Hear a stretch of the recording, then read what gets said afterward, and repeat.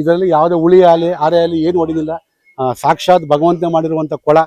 ಈ ಕೊಳದ ಬಂಡೆ ಪಕ್ಕದಲ್ಲೇ ಇದೆ. ಎಲ್ಲಿದೆ ನಮ್ಗೆ ಇವತ್ತು ಗಂಟು ಗೊತ್ತಾಗಲಿಲ್ಲ. ಇಲ್ಲೊಂದು ಮಜ್ಜಿಗೆ ಕೊಳ ಐತೆ ಅಂತೆ, ಅಲ್ಲಿಗೆ ಹೋಗ್ತಾ ಇದ್ದೀನಿ.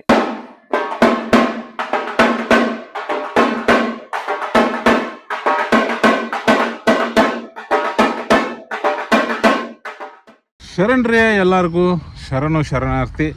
ಇವತ್ತ ನಾ ಬಂದೀನಿ ಅಂತರವಳ್ಳಿ ಅಂತ ಹೇಳಿ ಒಂದು ಬೆಟ್ಟ ಐತೆ ನೋಡ್ರಿ, ಸ್ಮಾಲ್ ಹಿಲ್ ರೇಂಜ್. ಚನ್ನಪಟ್ಟಣಕ್ಕೆ ಬಂದೆ, ಚನ್ನಪಟ್ಟಣದಿಂದ ಹಲಗೂರಿಗೆ ಬಂದೆ. ಹಲಗೂರಿಂದ KM ದೊಡ್ಡಿ ಅಥವಾ ಮಂಡ್ಯ ಕಡೆ ಹೋಗೋ ಬಸ್ಸನ್ನು ಹತ್ಕೊಂಡ್ರೆ ಸುಮಾರು ಒಂದು 8 ಕಿಲೋಮೀಟರ್ ಬಂದ್ರೆ ನಮ್ಗೆ ಒಂದು ಅಂತರವಳ್ಳಿ ಅಂತ ಒಂದು ಹಳ್ಳಿ ಸಿಗ್ತೈತ್ರಿ. ಅಲ್ಲಿಂದ ಒಂದು 10 ನಿಮಿಷ ನಡ್ಕೊಂಡು ಬಂದ್ರೆ ನಾವು ಈ ಬೆಟ್ಟಕ್ಕೆ ಬರ್ತೀವಿ. ಇಲ್ಲಿ ಬಂದೇವಲ್ರಿ, ಇದ ಬೆಟ್ಟನ ಹತ್ತಬೇಕು. ಅಂತರವಳ್ಳಿ ಸಿದ್ದೇಶ್ವರ ಬೆಟ್ಟ ಅಂತ ಕರೀತಾರೆ. ಹಂಗೆ ಒಂದು ಐತಿಹಾಸಿಕ ಹಿನ್ನೆಲೆ ಇರತಕ್ಕಂಥ ಊರಿದೆ. ಹೋಗೋಣ ಒಳಗಡೆ. ಮೇಲೆ ದೇವಸ್ಥಾನದ ಬೇಸ್ಗೆ ಬಂದೀನಿ ಈಗ. ಹಣ್ಣು ತರಕಾರಿ ಅಂಗಡಿ ಏನೇನೋ ಕಟ್ಟಡೋ ಅಂತ ಎಷ್ಟು ಜನಗಳು. ಅಲ್ಲೊಂದು ಕೆರೆ ಮತ್ತು ಶಿವನ ಸ್ಟ್ಯಾಚು ಐತಿ ಬಲಗಡೆ ಹೋದ್ರೆ.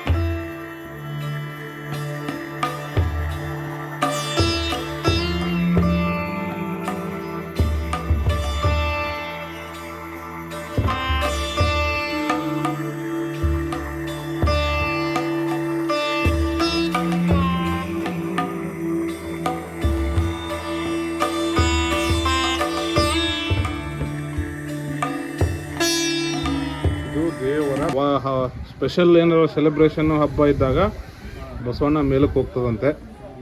ವಿಶೇಷ ಕೊಂಡನು ಹೋಗ್ತದ. ದಾರಿ ದೇವಸ್ಥಾನಕ್ಕೆ ಎಂಥ ಬಿಸಿಲಲ್ಲಿ ಬಂದರೂ ಆರಾಮಾಗಿ ಹತ್ಬೋದ್ರಿ. ಇದನ್ನ ಎಲ್ಲ ವ್ಯವಸ್ಥೆ ಚೆನ್ನಾಗಿದೆ. ಮೆಟ್ಲನ್ನು ಹತ್ಕೊಂಡು ಹೋಗೋದಕ್ಕಿಂತ ಮುಂಚೆ ರೀ ಭೈರವೇಶ್ವರ ಅಂತ ಒಂದು ದೇವಸ್ಥಾನ ಎಡಗಡೆ ಸಿಗ್ತೈತಿ. ಅದನ್ನು ನೋಡ್ಕೊಂಡು ಆಮೇಲೆ ಮೆಟ್ಲನ್ನು ಹತ್ಕೊಂಡು ಹೋಗೋಣ. ಶೂ ಚಪ್ಪಲಿ ಏನು ಹಾಕೊಂಡು ಹೋಗಂಗಿಲ್ಲ ಅಂತ ಇಲ್ಲಿ ನಂಬಿಕೆಗಳನ್ನು ನಾವು ಗೌರವಿಸ್ಬೇಕಾಗ್ತೈತಿ. ಸಿಕ್ಕಾಪಟ್ಟೆ ರಶ್ ಇದೆ.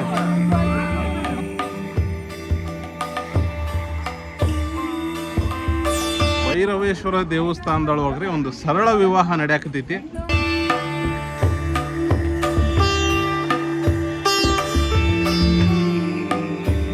ನೋಡಿ, ಭೈರವೇಶ್ವರ ದೇವಸ್ಥಾನ.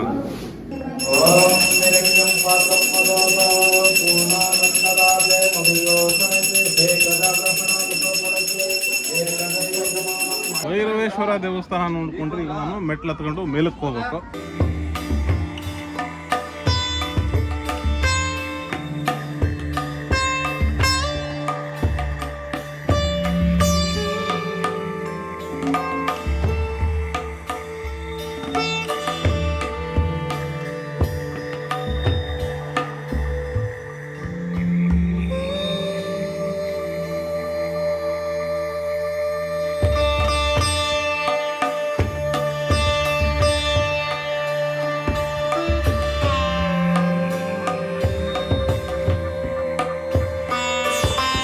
ಆಯಾಸ ಆದರೆ ಕೂರೋದಕ್ಕೂ ವ್ಯವಸ್ಥೆ ಮಾಡಿದ್ದಾರೆ, ತುಂಬ ಚೆನ್ನಾಗಿದೆ. ಯಾವರು ಸರ್?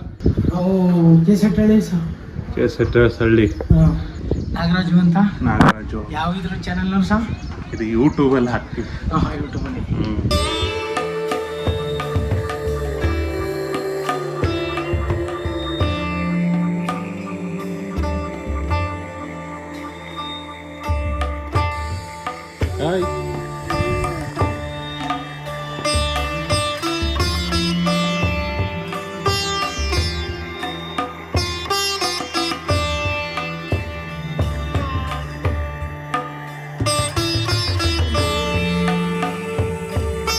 ಮೇನ್ ದೇವಸ್ಥಾನಕ್ಕೆ ಬಂದೀನಿ. ಭೈರವೇಶ್ವರ ಸಿದ್ದೇಶ್ವರ ದೇವಸ್ಥಾನ ಅಂತೇಳಿ ಇದು.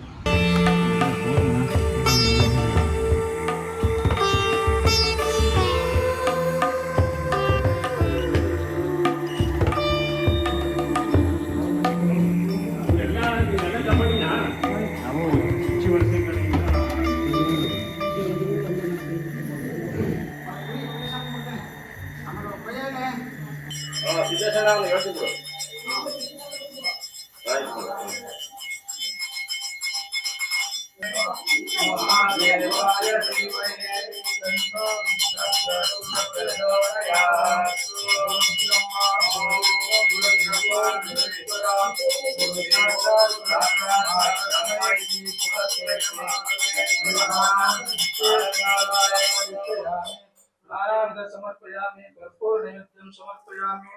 ओम शांति शांति शांति।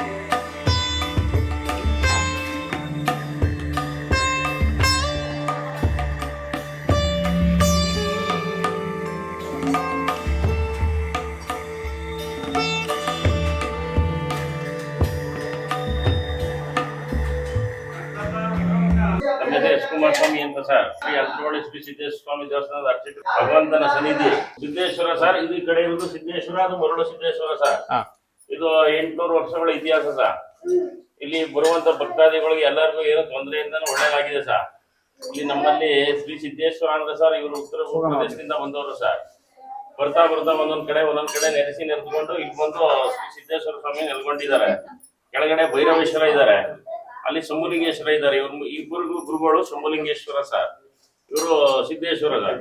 ಇಲ್ಲಿ ನಮ್ಮ ದೇವಾಲಯದಲ್ಲಿ ಪ್ರಸಾದ ಕೇಳ್ತಾರೆ. ಒಂದು ಗೃಹ ಪ್ರವೇಶ ಏನೇ ಮಾಡ್ಬೇಕಾದ್ರೆ ಇಲ್ಲಿಂದ ತಗೊಂಡೋಗಿ ತೀರ್ಥ ತಗೊಂಡಾಗ ಗೃಹ ಪ್ರವೇಶ ಮಾಡ್ತಾರೆ, ಮದುವೆ ಮಾಡ್ಕೊಳ್ತಾರೆ. ಇಲ್ಲಿ ಎಲ್ಲಾ ನಡೀತದೆ ಸರ್. ಮಹಾಶಿವರಾತ್ರಿಯಲ್ಲಿ ಶ್ರೀ ಸಿದ್ದೇಶ್ವರ ಸೇವಾ ಟ್ರಸ್ಟ್ ಅಂದ್ಬಿಟ್ಟು ಇದು ನಡೀತಿದೆ ಸರ್. ಶ್ರೀ ಸಿದ್ದೇಶ್ವರ ಸ್ವಾಮಿ ಟ್ರಸ್ಟ್ ಅಂದ್ಬಿಟ್ಟು ಪ್ರತಿ ವರ್ಷ ಮಹಾಶಿವರಾತ್ರಿನಲ್ಲಿ ಜಾತ್ರೆ ಮಾಡ್ತಾ ಇದ್ದಾರೆ. ದೇವಸ್ಥಾನ ಟ್ರಸ್ಟ್ ಆದ್ಮೇಲೆ ಚೆನ್ನಾಗಿ ಇಂಪ್ರೂವ್ಮೆಂಟ್ ಆಗಿದೆ. ಹಲವಾರು ಭಕ್ತಾದಿಗಳಿದ್ದಾರೆ, ದಾನಿಗಳಿದ್ದಾರೆ, ಬರ್ತಾ ಇರ್ತಾರೆ, ಹೋಗ್ತಾ ಇರ್ತಾರೆ ಸರ್. ಇಲ್ಲಿ ಸಂತಾನ ಭಾಗ್ಯನೂ ಇದೆ ಸರ್. ಕರೆಕ್ಟ್ ಆಗಿ ಬಂದು ಸಂತಾನ ಭಾಗ್ಯ ಇಲ್ಲದವರು ಪಡ್ಕೊಂಡಂತ ನೀತಿ ನಿಯಮವಾಗಿ ಬಂದು ಪಡ್ಕೊಂಡ್ರೆ ಸಂತಾನ ಭಾಗ್ಯನೂ ಆಯ್ತದೆ ಸರ್. ಈ ದೇವರನ್ನ ಯಾರೀ ನಂಬಿ ಹೋಗಿದ್ದಾರೆ ಅವ್ರು ಯಾರು ಇದಾಗಿಲ್ಲ ಸರ್, ಎಲ್ಲ ಸ್ಟ್ಯಾಂಡರ್ಡ್ ಆಗಿ ಇದ್ದಾರೆ ಸರ್. ನಮ್ಮ ದೇವರದು ಬೆಂಗಳೂರು, ಮೈಸೂರು, ಭದ್ರಾವತಿ, ಶಿವಮೊಗ್ಗ, ಅರ್ಶಿಕರೇಶ್, ನಾಂತಿ, ಊಟಿನಲ್ಲಿ ಎಲ್ಲಾ ಕಡೆನಲ್ಲೂ ಇದ್ದಾರೆ ಸರ್ ನಮ್ಮ ಭಕ್ತಾದಿಗಳು. ಒಂದು 10,000 ಜನ ಭಕ್ತಾದಿಗಳಿದೆ ಸರ್. ಇಲ್ಲಿ ತಳಗೋದಿ, ದೇವಿಪುರ, ಕೊಡಿಪುರ ಎಲ್ಲಾ ಗ್ರಾಮಸ್ಥರು ಇದ್ದಾರೆ ಸರ್. ಇವರು ಸಿದ್ದೇಶ್ವರ ಸ್ವಾಮಿ ಅಂತ ಬಂದ್ರು ಸರ್. ಹಿಂದೆ 800 ವರ್ಷಗಳ ಇತಿಹಾಸ. ಹಿಂದೆ ಈ ದೇವಾಲಯಕ್ಕೆ ಇಲ್ಲಿ ಕೊಳ ಏನು ಇರ್ಲಿಲ್ಲ ಸರ್. ಈ ದೇವಾಲಯಕ್ಕೆ ಅಲ್ಲಿ ಟೀಚಳ್ಳಿ ಅಂತ ಬರ್ತಾ ಇದೆಯಲ್ಲ, ಆ ಕಾವೇರಿ ನದಿಯಿಂದ ತಗೊಂಡು ಸ್ನಾನ ಮಾಡಿಸ್ತಾ ಇದ್ದಂತೆ ಹಿಂದಿನ ನಮ್ಮ ಮುತ್ತಾತನ ಕಾಲದಲ್ಲಿ. ಆವಾಗ ಅರ್ಚಕ ಏನೋ ದೇವಾಲಯಕ್ಕೆ ಬಂದಾಗ ನನ್ನ ಕೈಲಿ ಆಗಲ್ಲ, ವಯಸ್ಸಾಗ್ಬಿಟ್ಟಿತ್ತಲ್ಲ, ನಾನು ಆಗಲ್ಲ ಅಂತ ಹೇಳಿ ಬಿದ್ದಿ ಎಲ್ಲ ಮಡಗ್ಬಿಟ್ಟು ಹೊಂಟೋಗಿದ್ರಂತೆ ಸರ್. ಊರೊಳಗಡೆ ಹೊಂಟೋಗ್ಬಿಟ್ರಂತೆ ಕೈ ಮುಗಿದು, ನನ್ನ ಕೈಲಿ ಆಗಲ್ಲಪ್ಪ, ನನ್ನ ಇನ್ನು ಬರಕ್ ಆಗಲ್ಲ, ನಿನ್ನ ಇವತ್ತು ಕ್ಲಾಸ್ ಮಾಡ್ಬಿಟ್ಟು. ಅವಾಗ ಭಕ್ತಾದಿಗಳು ಯಾರು ಬರ್ತಿರ್ಲಿಲ್ಲ ಸರ್. ಆ ನಂತರ ಏನಾಗಿದೆ ಅಂದ್ರೆ ಒಂದು ಹುಲಿ ಬಿದ್ದು ಸತ್ತೋಗಿತ್ತಂತೆ ಮುಂದೆಗಡೆ.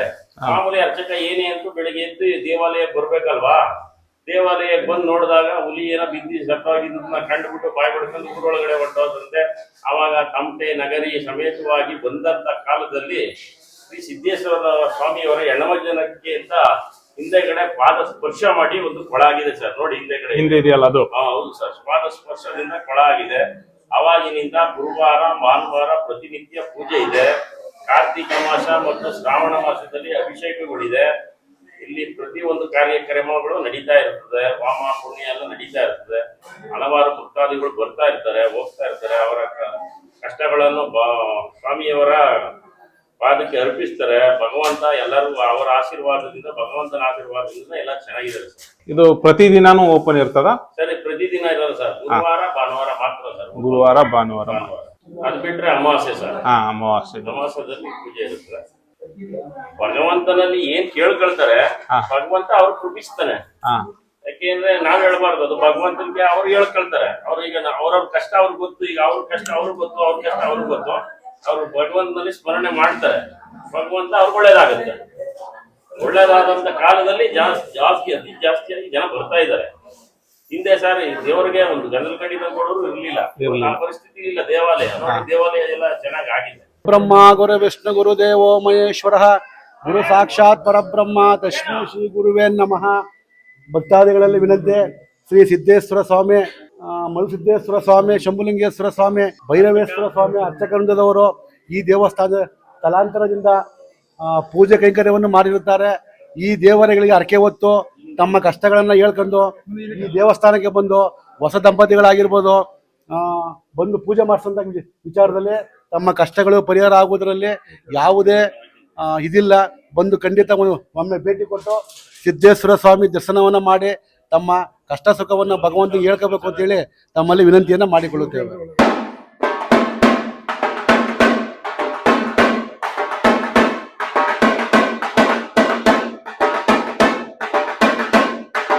ದೇವಸ್ಥಾನ ನೋಡ್ಕೊಂಡು ಈಗ ಹಿಂದ್ಗಡೆ ಇವರ ಗುರುಗಳು ಮತ್ತೆ ಇನ್ನೂ ಒಂದಿಷ್ಟು ಸ್ಥಳಗಳಿದಾವ್ರಿ, ಆ ಕಡೆ ಹೋಗೋಣ. ನೂರಾರು ವರ್ಷಗಳ ಕಾಲದ ಹಿಂದಿನ ಮಾತು.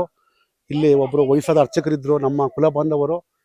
ಅವ್ರು ವಯಸ್ಸಾಗಿ ಮಕ್ಕಳಿರಲಿಲ್ಲ, ವರ್ಷಾರ್ಗಟ್ಟಲೆ ಪೂಜೆ ಮಾಡಿ ತನ್ನ ದೇವರ ಸೇವೆಯನ್ನು ಮಾಡಿ ಲಾಸ್ಟಲ್ಲಿ ವಯಸ್ಸಾದಂಥ ನಂತರ ಬೆಟ್ಟಕ್ಕೆ ಬರೋಕ್ಕಾಗಲ್ಲ ಅನ್ನೋ ಸನ್ನಿವೇಶ ಬಂದಾಗ ಸಿದ್ದಪ್ಪನಿಗೆ ಕೈ ಮುಗಿದ್ಬಿಟ್ಟು ಮನೆಯಲ್ಲಿ ಮಲಗ್ಬಿಟ್ಟು, ನನಗೆ ಮಕ್ಕಳು ಕೊಡಲಿಲ್ಲಪ್ಪ, ಬೆಟ್ಟದಲ್ಲಿ ನೀರಿಲ್ಲ, ನನಗೆ ಇಲ್ಲಿ ಪೂಜೆ ಮಾಡೋಕ್ಕಾಗಲ್ಲ ಅಂದ್ಬಿಟ್ಟು ಅವರು ಮನೆಯಲ್ಲಿ ಮಲಗ್ತಾರೆ. ಆಗ ದೇವರು ಬಂದು ಕನಸಲ್ಲಿ ಮೇಲೆ ಕೊಳ ಆಗಿದೆ, ಗರ್ಕಳ್ಳಿ ಅಂದ್ಬಿಟ್ಟು ಒಂದು ಗಂಡು ಮಗು ಇದೆ, ಅದನ್ನು ತಂದು ಸಾಕುವಂತ ಬಂದು ಸಪ್ನದಲ್ಲಿ ಹೇಳಿದಾಗ ಆಗ ತಾತ ಎದ್ದು ನೋಡಿದಾಗ ಇಲ್ಲಿ ಕೊಳ ಆಗಿರ್ತದೆ. ಇದರಲ್ಲಿ ಯಾವುದೇ ಹುಳಿ ಆರೆ ಆಗಲಿ ಏನು ಹೊಡಿಲಿಲ್ಲ, ಸಾಕ್ಷಾತ್ ಭಗವಂತ ಮಾಡಿರುವಂಥ ಕೊಳ. ಈ ಕೊಳದ ಬಂಡೆ ಪಕ್ಕದಲ್ಲೇ ಇದೆ. ಎಲ್ಲಿದೆ ನಮ್ಗೆ ಇವತ್ತು ಗಂಟು ಗೊತ್ತಾಗಲಿಲ್ಲ. ಸಿದ್ದೇಶ್ವರನ ಮಹಿಮೆ. ಇಲ್ಲಿ ಸ್ನಾನ ಮಾಡಿದ್ರೆ ಮೈಕೆ ನೋವಾಗಿರ್ಬೋದು, ಕೆಮ್ಮಲಾಗಿರ್ಬೋದು, ಕಫ ಆಗಿರ್ಬೋದು ಎಲ್ಲ ಹೋಗುತ್ತೆ. ಆಮೇಲೆ ಇಲ್ಲಿ ಕಲ್ಲುಗಳನ್ನು ಇಟ್ಟಿದಾರಲ್ಲ, ಇವೆಲ್ಲ ಹರಕೆ ಕಲ್ಲುಗಳು, ಮನೆ ಕಟ್ಸುವಂಥದ್ದು ಅದು ಇದು ಮತ್ತೊಂದು ಮಾಡಿರ್ತಕ್ಕಂಥ.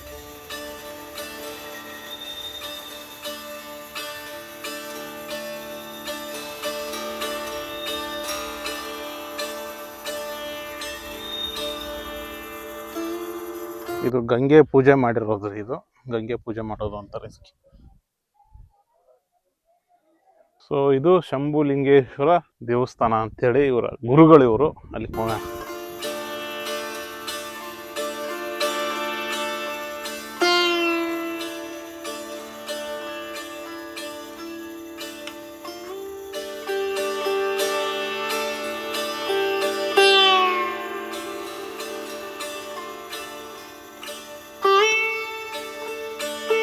ಶಂಭುಲಿಂಗ ದೇವಸ್ಥಾನವನ್ನ ನೋಡಿದ್ಮೇಲೆ ಇಲ್ಲೇ ಪಕ್ಕದಲ್ಲಿ ಒಂದು ವ್ಯೂ ಪಾಯಿಂಟ್ ಐತ್ರಿ, ನೋಡೋಣ.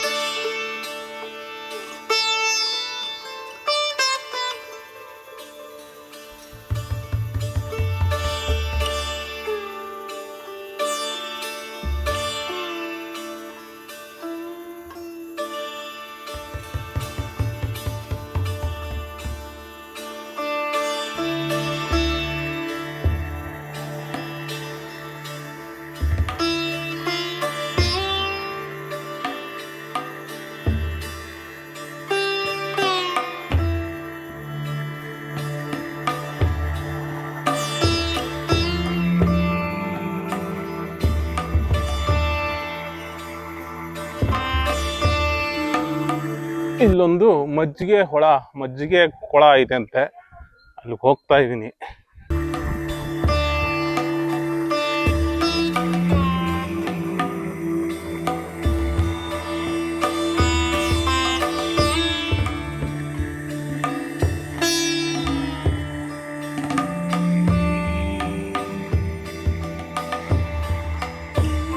ಸೊ ಆ ಬಂಡೆನ ದಾಟ್ಕೊಂಡ್ರೆ, ಬಂಡೆನ ಹತ್ತಿ ಇಳಿದು ಬಂದೆ. ಈಗ ಈ ಬಂಡೆ ಹತ್ಕೊಂಡು ಅಲ್ಲಿ ಬರೀ ದೊಡ್ಡ ಬಂಡೆನ ಅದಾವ್. ಅದ್ರೊಳಗೆ ಎಲ್ಲೈತಿ ಮಜ್ಜಿಗೆ ಕೊಳ ಅಂತ ಹುಡುಕ್ಬೇಕು. ಮೇಲೆ ಬಂದು ನೋಡಿದ್ರೆ ದಾರಿ ಎಲ್ಲಿ ಕಾಣಿಸ್ವಲ್ದು.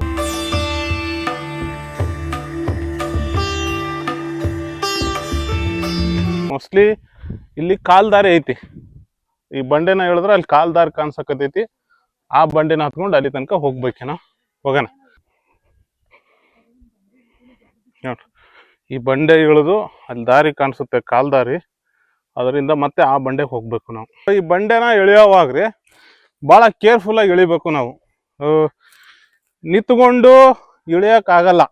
ಸೊ ಸಾಧ್ಯವಾದಷ್ಟು ಕುತ್ಕೋಬೇಕು. ಸಾಕ್ಸು ಸ್ಲಿಪ್ ಆಗ್ತವೆ.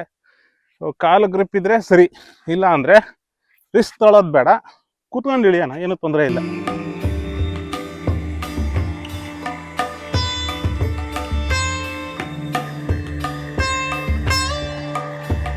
ಮತ್ತೆ ಹಿಂಗೆ ನಾವು ಹೋಗ್ಬೇಕು.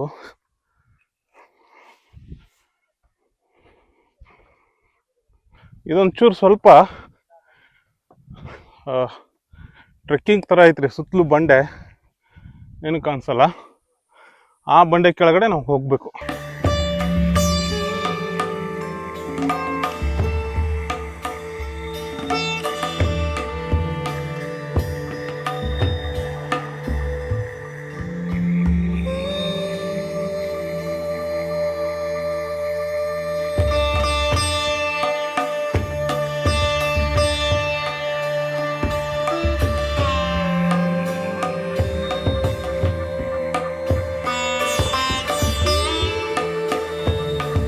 ಬಂದ್ವಿ ಫೈನಲಿ. ಇಲ್ಲಿದೆ ಮಜ್ಜಿಗೆ.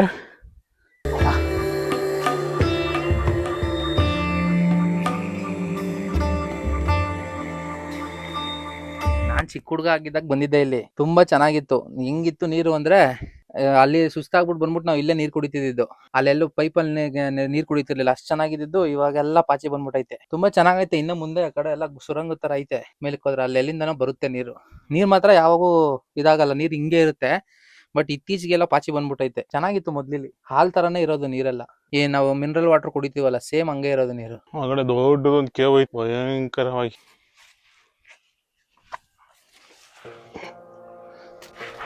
ಮಜ್ಜಿಗೆ ಕೊಳದಿಂದ ಮ್ಯಾಲೆ ಹೊಂಟೀನಿ. ಎಷ್ಟಾಗೈತೆ ನೋಡ್ಬೇಕು.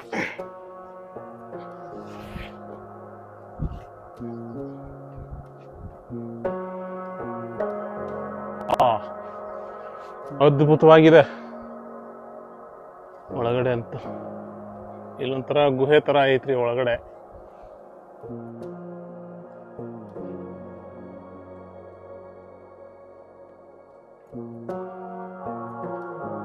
ದೊಡ್ಡದೊಂದು ಕಲ್ಬಂಡೆ.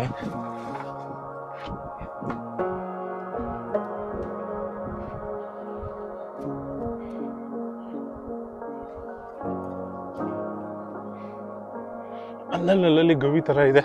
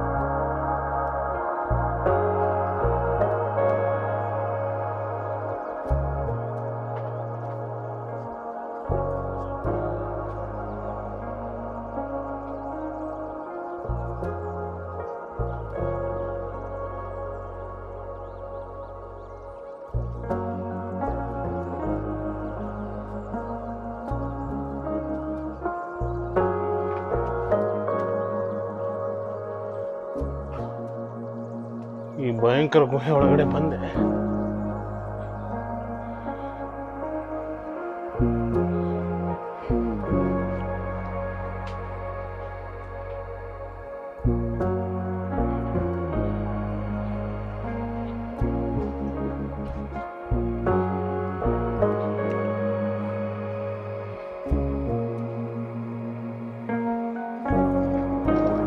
ಇಲ್ಲೊಂದು ದಾರಿ ಇದೆ, ಬಟ್ ಅಲ್ಲಿ ನಾನು ಹೋಗೋಷ್ಟು ದಾರಿ ಆಗಂಗಿಲ್ಲ. ಇಲ್ಲೂ ಕೂಡ ಪೊದೆ ಬೆಳೆದಿರೋದ್ರಿಂದ ಮೇಲಕ್ಕೆ ಹೋಗಕ್ಕೆ ಆಗಂಗಿಲ್ಲ. ಇಷ್ಟಿದೆ.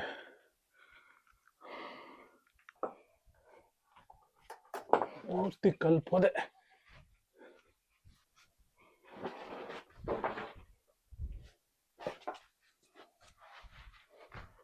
ಎಷ್ಟು ಕೊಡ್ಲಿ ಇದ್ದಂಗಿದೆ ಇದು ಶಾರ್ಪಾಗಿ.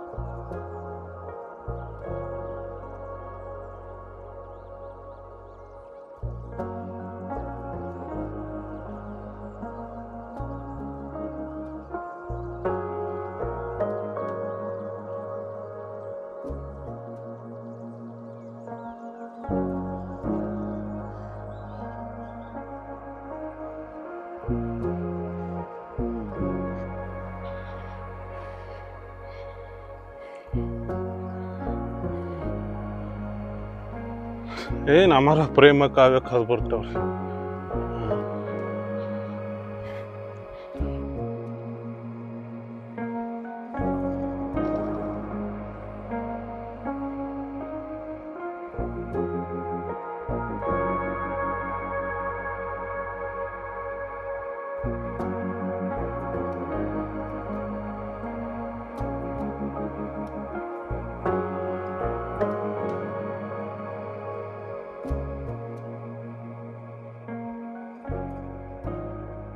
ಇದು ಕೂಡ ಗುಹೆ ಒಳಗಿಂದಾನೇ ಬರುವಂಥ ದಾರಿ. ಇಲ್ಲೆಲ್ಲ ಬಳಕೆ ಇಲ್ಲ ಆಗಿಲ್ಲ ಅನ್ನೋ ಕಾರಣಕ್ಕೆ ಇಲ್ಲೆಲ್ಲ ಪೊದೆ ಬೆಳೆದಿರೋದ್ರಿಂದ ಗುಹೆ ಒಳಗಡೆ ನಾವು ಬರೋಕ್ಕಾಗಲ್ಲ. ಆಲ್ಮೋಸ್ಟ್ ನಾನು ಪೀಕಿಗೆ ಬಂದೀನಿ, ಬಟ್ ಎಲ್ಲೂ ದಾರಿ ಸರಿಯಾಗಿ ಕಾಣಿಸ್ತಿಲ್ಲ. ಬಾಬಾ ಅಂದರೆ ಈ ಬಂಡೆ ಒಂದು ಹತ್ಬೋದು ನಾವು ಸರಳವಾಗಿ. ಅದು ಬಿಟ್ಟರೆ ಅಲ್ಲಿ ಗುಹೆ ದಾರಿ ಅಂತೂ ಮುಚ್ಕೊಂಡು ಹೋಗಿದ್ದಾವೆ. ಆ ಬೆಟ್ಟಕ್ಕೆ ಹೋಗ್ಬೇಕು ಅಂದರೆ ಕಾಲಲ್ಲಿ ಶೂ ಅಥವಾ ಸಾಕ್ಸ್ ಬೇಕು, ನನ್ನ ಕಡೆ ಇಲ್ಲ, ಕೆಳಗಡೆ ಬಿಟ್ಟು ಬಂದೀನಿ. ಆಫ್ಕೋರ್ಸ್ ಇನಫ್ ಅನ್ನಿಸ್ತದೆ, ಇಷ್ಟು ಸಾಕು ಅನ್ನಿಸ್ತದೆ. ಬ್ಯೂಟಿಫುಲ್ ಆಗಿದೆ ನೇಚರು. ಇರೋದ್ರಲ್ಲೇ ಈ ಬೆಟ್ಟದ ಮೇಲೆ ಒಂದು ಪೀಕಿಗೆ ಬಂದಿದ್ದೀನಿ, ಈ ಮರದ ಹತ್ರ. ತುಂಬ ಚೆನ್ನಾಗಿದೆ, ಬ್ಯೂಟಿಫುಲ್ ಆಗಿದೆ ಸರೌಂಡಿಂಗ್ ಎಲ್ಲ. ಯಪ್ಪ,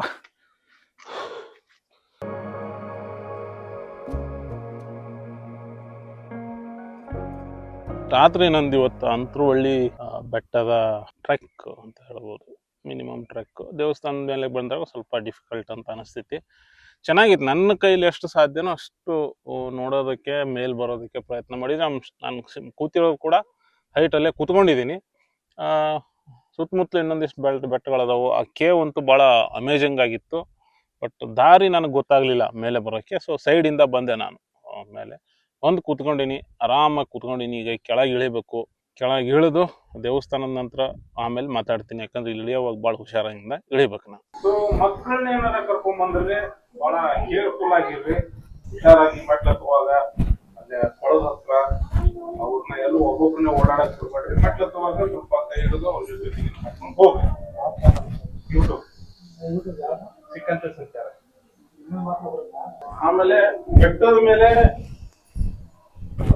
ದೇವಸ್ಥಾನ ಐತಿ. ದೇವಸ್ಥಾನದಿಂದ ಮೇಲೆ ಹೋಗ್ಬೇಕು ಅಂದ್ರೆ ಅದು ಲೋಕಲೈಟಿ ಮಾತ್ರ ಗೊತ್ತಿರುವಂತ ಜಾಗ. ನನ್ನ ಕೈಲಾದಷ್ಟು ನಾವು ಹೋದ್ರೆ, ಮಿಕ್ಕಿದವರೆಲ್ಲ ರಿಸ್ಕ್ ಕೊಡೋ ಅಭ್ಯಾಸ ಬೇಡ. ಸ್ವಚ್ಛತೆಯನ್ನ ಕಾಪಾಡ್ರಿ. ಪ್ರಸಾದ ಕೊಡ್ತಾರ, ಎಲ್ಲಿ ಬೇಕಲ್ಲಿ ತಿಂದು ಇಸಿಬೇಡ್ರಿ, ನೀಟಾಗಿ ಹಾಕ್ರಿ ಅಂತ ಹೇಳುತ್ತಾ ಇವತ್ತಿಗೆ ಈ ವಿಡಿಯೋನ ಇಲ್ಲಿ ಮುಗಿಸ್ತೀನಿ. ಮತ್ತೆ ಇನ್ನೊಂದು ವಿಡಿಯೋದಾಗ ಸಿಗೋಣ. ಜೈ ಕರ್ನಾಟಕ, ಜೈ ಶಂಕರಿ, ಜೈ ಶಂಕರಿ.